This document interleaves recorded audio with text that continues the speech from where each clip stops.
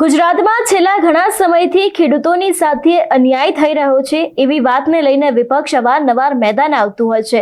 ત્યારે હવે કોંગ્રેસના મનહર પટેલ ફરી એક વખત મેદાને આવ્યા છે અને ખાસ કરીને સીધા જ આક્ષેપો કૃષિ મંત્રી ઉપર લગાવવામાં આવ્યા છે।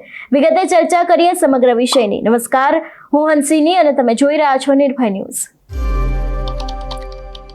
મેં કહ્યું એ પ્રમાણે ગુજરાતમાં છેલ્લા ઘણા સમયથી ખેડૂતોના પ્રશ્નો છે એ વાતને લઈને વિપક્ષ અવારનવાર મેદાને આવતું હોય છે। ખાસ કરીને આપણે જોતા આવ્યા છે કે અમરેલીમાં ઘણી બધી જગ્યાઓ એવું છે કે જ્યાં ખાતરની અછત છે ને ફક્ત અમરેલી નહીં, ગુજરાતના ઘણા બધા એવા વિસ્તારો છે કે જ્યાં ખેડૂતોને ખાતર મળતું નથી। પરંતુ ક્યાંક હવે કોંગ્રેસના મનહર પટેલે જે કૃષિ મંત્રી છે તેમના ઉપર ગંભીર આરોપો લગાવ્યા છે। એવું પણ ક્યાંક કહેવામાં આવ્યું છે કે રાજ્યની ખેતી ખેડૂતોની સ્થિતિ કંગાળ થઈ રહી છે અને ભાજપ સરકાર અને કૃષિ મંત્રી કેમ મૌન છે। બીજા બુટલેગરોને નાથવામાં નિષ્ફળ અને કૃષિ યુનિવર્સિટીઓ ભ્રષ્ટાચારથી ખતબદે છે તેમ છતાં પણ કૃષિ મંત્રી મૌન છે। ખાતરની અનિયમિતતા, તેની સાથે તંગી, ભાવ અને ગુણવત્તા વગેરેના પ્રશ્નો છે તેનું જલ્દીથી જલ્દી નિરાકરણ લાવવામાં આવે તેવી પણ વાત ક્યાંક કરવામાં આવી છે। વધુમાં આ વિષયને લઈને કોંગ્રેસના નેતા મનહર પટેલે શું કહ્યું, સાંભળીએ। ગુજરાતની ખેતી, ખેડૂત અને ગામડાને બરબાદ કરવા માટે કોઈ એક કારણ જવાબદાર હોય તો એ છે ભારતીય જનતા પાર્ટીની સરકાર।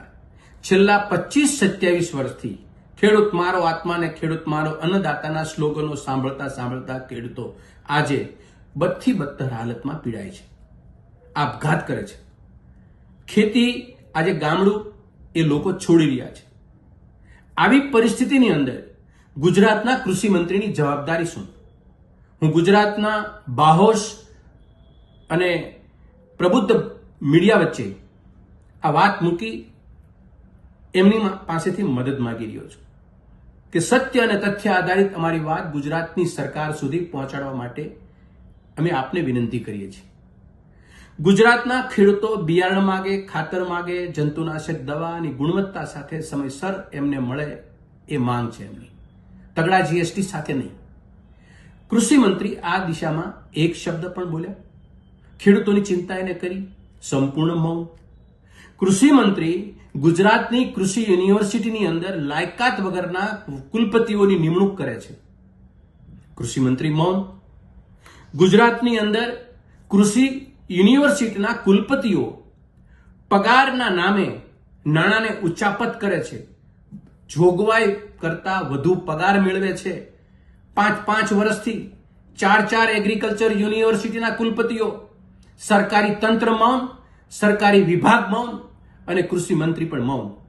એક શબ્દ બોલવા તૈયાર નથી। અનેક વખત અમે આ વાતો સરકારના કાન ઉપર મૂકી છે, કાગળ ઉપર અને મૌખિક અને મીડિયાના માધ્યમથી। એનાથી આગળ ટેકાના ભાવે ખરીદીના ઐતિહાસિક ભ્રષ્ટાચારો આ સરકાર બનાવી રહી છે। હમણાં થોડાક દિવસ પહેલા મગફળીનો કૌભાંડ જેતપુરની અંદર પકડાનો અને 2018ની અંદર 4000 કરોડની મગફળીના કૌભાંડ સળગે, ઢેફા નીકળે, કોથળાના બારદાનો જે છે એના ઉપર ભ્રષ્ટાચાર થાય, કૃષિ મંત્રી મૌન। એનાથી આગળ બોર્ડ નિગમો જે સરકારી રાહે ખેડૂતોના ઉત્થાન માટે કામ કરતા હતા એ બોર્ડ નિગમ એક પછી એકને તાળા મારતી અને દબોચી અને બંધ કરવાની દિશામાં। એટલે કૃષિ મંત્રી એ ગુજરાતના ખેડૂતો, ખેતી કે ગામડાના ઉત્થાન માટે કે એના વિકાસ માટેની માત્ર ને માત્ર ઓફિસ, ઘર, બંગલો અને ગાડીનો પ્રોટોકોલ જ મેન્ટેન કરવાનું અને નિવૃત્તિનો આનંદ માણવાનો। એક શબ્દ કૃષિ મંત્રીના લકીર ઉપર એક શબ્દ નીકળતો નથી બહાર, એની અસર કોઈ પ્રકારની થતી નથી। આને લઈને હું બાહોશ પત્રકાર બોલું છું, એવા મીડિયાની વચ્ચે વાત મૂકી રહ્યો છું કે આપ ગુજરાતના અન્નદાતાઓ માટે એક શબ્દ બોલી અને ગુજરાત સરકારના કાન ઉપર અમારી વાત પહોંચાડવાનો પ્રયત્ન કરો। ગુજરાતની ખેતી આજની તારીખે છેલ્લા 10 વર્ષની અંદર સમયાંતરે ક્ષીણ થતી જાય છે। આપણી થાળીની અંદર જે રોટલો આવે છે, જે કોળિયો બને છે એ અન્નદાતાઓ પેદા કરે છે। આપણે સૌ સમજીએ છીએ કે જે ખેતી મજબૂત હશે એની જ ઇન્ડસ્ટ્રીઝ મજબૂત બની શકે। ખેતી છે એ ઇન્ડસ્ટ્રીઝનું રો મટીરિયલ છે। આપણે રો મટીરિયલને ખેતરમાં જ નાશ કરવાનું કામ કરશું તો ખેતી સાથે સાથે ઇન્ડસ્ટ્રીઝ પણ નાશ પામશે। આ તમામ સરવાળા સાથે ફરીને બોલું છું પ્રબુદ્ધ મીડિયા અને બાહોશ પત્રકારો વચ્ચે કે અમારી વાત સરકારના કાન સુધી પહોંચાડવાનો પ્રયત્ન કરો। ખૂબ ખૂબ આભાર।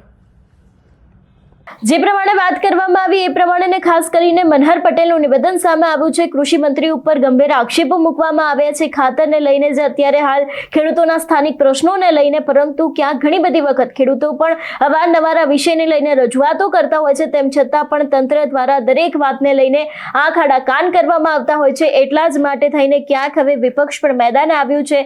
જોવાનું રહેશે કે ખેડૂતોના જે પ્રાણ પ્રશ્નો છે તેનો ઉકેલ હવે આગામી સમયમાં ક્યારે આવશે. તમારું શું માનવું છે આ વિષયને લઈને અમને કમેન્ટ કરીને ચોક્કસથી જણાવજો. તેની સાથે અમારી ચેનલ નિર્ભય ન્યૂઝને લાઇક, શેર અને સબસ્ક્રાઇબ કરવાનું ભૂલશો નહીં. નમસ્કાર.